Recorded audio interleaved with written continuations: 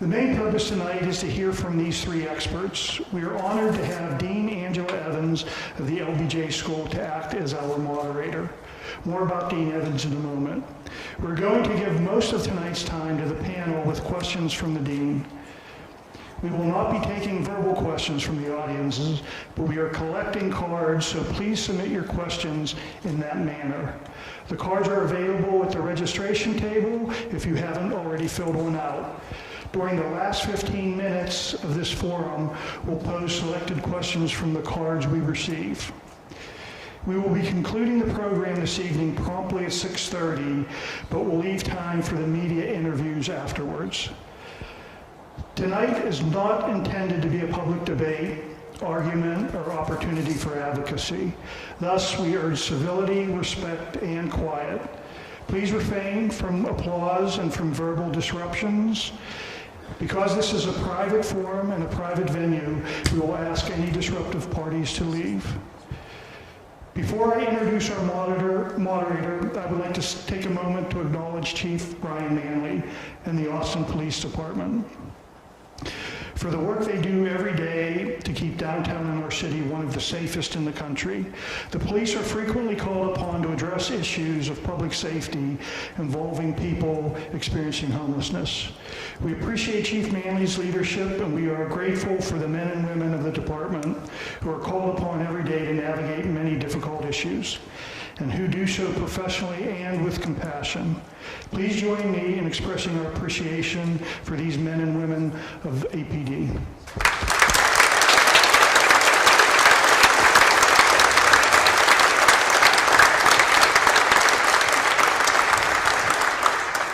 I would also like to recognize Councilmember Kathy Tova, who has joined us. Kathy's in the front row here, so thank you, Councilmember, for joining us. And now it's my pleasure to introduce Dean Angela Evans, who is the esteemed Dean of the LBJ School of Public Affairs at the University of Texas. Dean Evans has led the LBJ School since 2016 and is Professor of Public Policy. Prior to being Dean of the LBJ School of Public Affairs, she spent 40 years in public service to the U.S. Congress. Dean Evans, thanks so much for being here and for leading this forum. Thank you. Can you hear me? No. Can you hear me now? Sort of? Not really? Now can you hear me? Thank you, Dee, and thanks for all of you to be here tonight. This is going to be an important discussion, and the reason why I really believe in this type of thing is because at the LBJ School of Public Affairs, where we're trying to train the next generation of people to get into public policy, as well as my previous life with the U.S. Congress. It's really important. Four things are really important when you're dealing with public policy. One is to understand what the real problem is. If you get the problem wrong, you get the solutions wrong. Two, that the problems have to be defined by evidence and data. If you make decisions without that, then you're leaving yourself open to mistakes. Three, the solutions that you choose should be feasible, should be something that you can implement.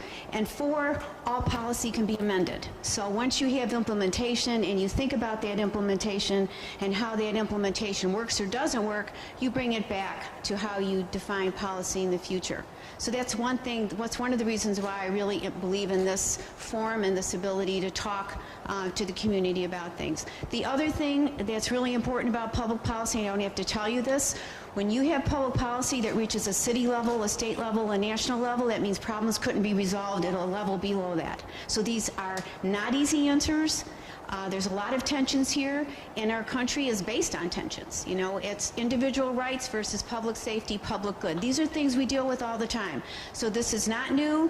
Austin's a very strong community. We've got wonderful people here. We've got wonderful people on the panel, and so we should all be proud that we are able to talk and, you know, solve these problems together. So thank you very much for the opportunity to be here. I appreciate that. So with that, I'm going to introduce the panel. I don't think they need a lot of introduction, but I'm going to introduce them anyway. So this is Chief Brian Manley. Everybody knows him. And the chief has been with the Austin Police Department since 1990. He served as interim police chief, and then he was made last year the permanent chief. Everybody was very excited about that choice. And just recently I found out that you were named in Fortune 500's 49th top leader in the world. I mean, that's pretty amazing.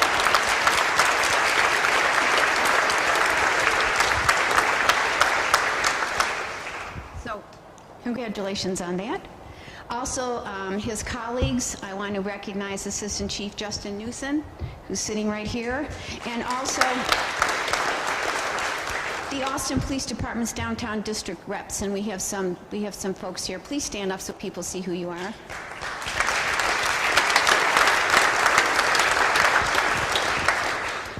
It's also my pleasure to introduce you to Veronica Briceño, who's an LBJ alum, by the way. And she's currently, I just talked to her in backstage, and she's interim homeless strategy officer, but she was recently named economic development officer. She's in transition, but she's been working with the city in a lot of different capacities, small and minority businesses. She's worked for councilmen in their office. She's worked for the city manager. She's got a very rich background in this, and she's very devoted to this problem. Last but not least is Bill Bryce, and he's the Vice President of Investor Relations for Downtown Austin Alliance and has been with the Alliance since 2003. And under Bill's leadership, the Downtown Alliance has been working to help address homelessness for 15 years. They've been involved. If you really get into what they're doing a lot of volunteer work. They have wonderful ambassadors who've been partners with the city and with the police department and with other nonprofits. So we have a really great group of people here. So I want to give them all a round of applause before we start.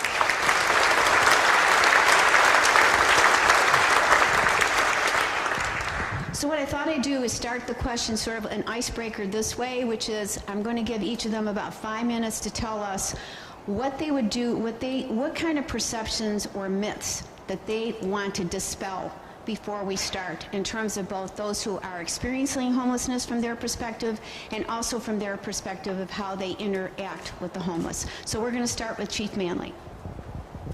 Well, thank you very much, and thank you everyone for coming out to talk about obviously a very important issue to our whole community, one that the police department definitely plays a role, but I think obviously many other departments and the whole community plays a role here as well.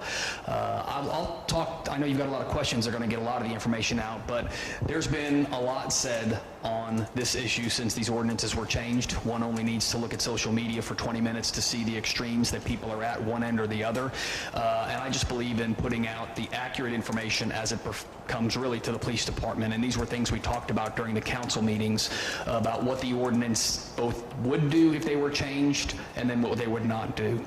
I'll go into the specifics as the questions come out, but the ordinances did not impact the police department's ability to engage with individuals whose conduct is threatening, hazard, or danger to somebody else, or who in their conduct is making public space impassable, obstructed. It really, the change was our ability to work in areas where we had had great success in quality of life issues, calls we would get from individuals that were camping in front of a business, sitting and lying in front of a business, sleeping in a public space, and our ability to go in and interact with those individuals, and as I'll talk about later, the specific numbers, to talk about the success that we had in getting people to change that behavior voluntarily. I think there's been a lot of discussion about the number of arrests that were being made of homeless individuals and how this impacted their ability to get future housing. And the numbers don't show that. For the past couple of years, we had a significant decrease in the arrests of homeless individuals. I believe the year leading up to the change, it was in double digits. We had gone to a more robust cite and release program where we would cite an offender and then they would be released at the scene. But again, a lot of what we did didn't even involve either of those actions. Instead, it was voluntary compliance. There's also been discussion about our interaction with the homeless individuals and all the work that our officers have done to help the homeless community, and that will continue. If an officer is on patrol or gets called to a scene and we come across a homeless individual that is in need of some type of medical assistance or mental health assistance, we're going to assist just like we did prior to the ordinances. The big change for us is our ability to interact in instances that do not meet that threshold of hazardous or dangerous. And so that's probably been the biggest change. And at the end of the day, we recognize that we are dealing with human beings here, human beings who we have sworn to protect and serve just like the rest of our community, and they have just found themselves for one reason or another in the circumstance that they're in. And so we will continue to provide services as we can to them, but also to uphold our responsibilities for public safety here in Austin. So I think I'll probably just leave my opening comments at that, because I know you've got a lot of questions that'll root out a lot of the specifics. So that's a good caveat to what I wanted to speak about, which I think one of the biggest myths about homelessness is not looking at it as a human issue. It's a very important issue, and we're talking about an issue that is dealing with the most vulnerable in our community. These are members of our community, they're our neighbors, and so forth. And the reality is that what makes an individual experience, or what is that instant that results in somebody experiencing homelessness, are not experiences that are foreign to us in our own lives. It could be the loss of a job. It could be not being able to afford your rent because it increased. It could be a divorce. It could be domestic violence, and so forth. And many of these things are what we experience in our own lives. And often it happens to an individual who loses their home as a result. So I think as we're looking at our answers and our solutions and what we as a community, the city of Austin and the greater Austin community, provide as solutions, we need to keep that in mind. As we're looking at the people that we are trying to serve and to help, we need to reach out, work with them in a compassionate manner, but in a thoughtful and meaningful way too, so that we're providing solutions that go to the data and so forth, and provide the resources that we need for our most vulnerable of our community. Thank you. Good evening, everybody. I think it's important to recognize a couple of things. One is that, to Veronica's point, this is about people experiencing homelessness, people that have, in many cases, a number of different issues affecting them, including poverty, potentially mental illness, substance abuse, and other factors. It's also important to note that we cannot enforce away the problem of homelessness.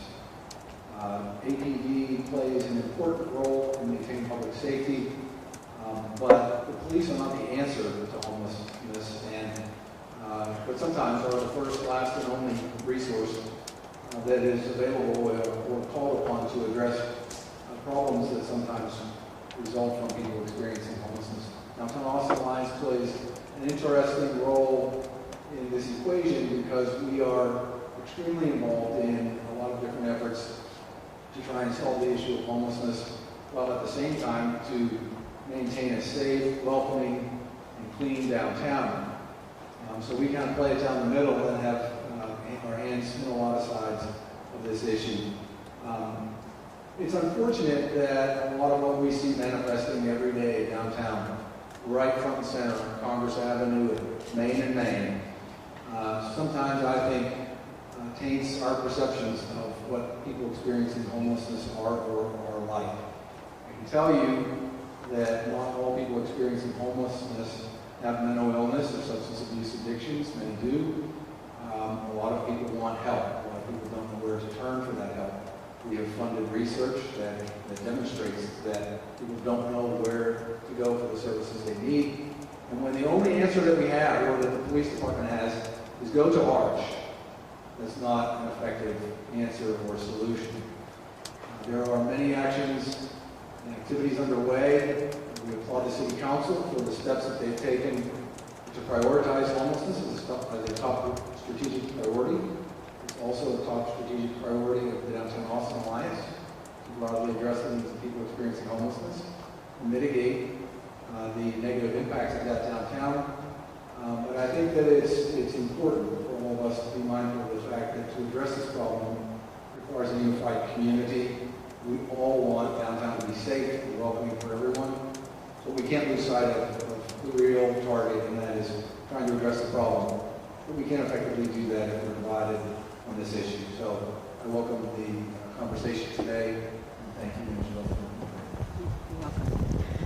Chief Manley, so this is a relatively fresh, new ordinance. Tell us in the first month or so of this, what your experience, what is different about your role on the street with those who are experiencing homelessness that has changed with these ordinances?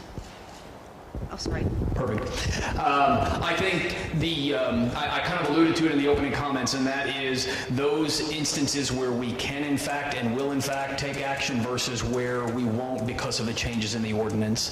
The ordinances were very specific in that the specific for sitting and lying, it is prior to the change, the act of sitting and lying alone in the designated area was the violation. That's all an officer needed to really understand about that before they could seek voluntary compliance or take an action.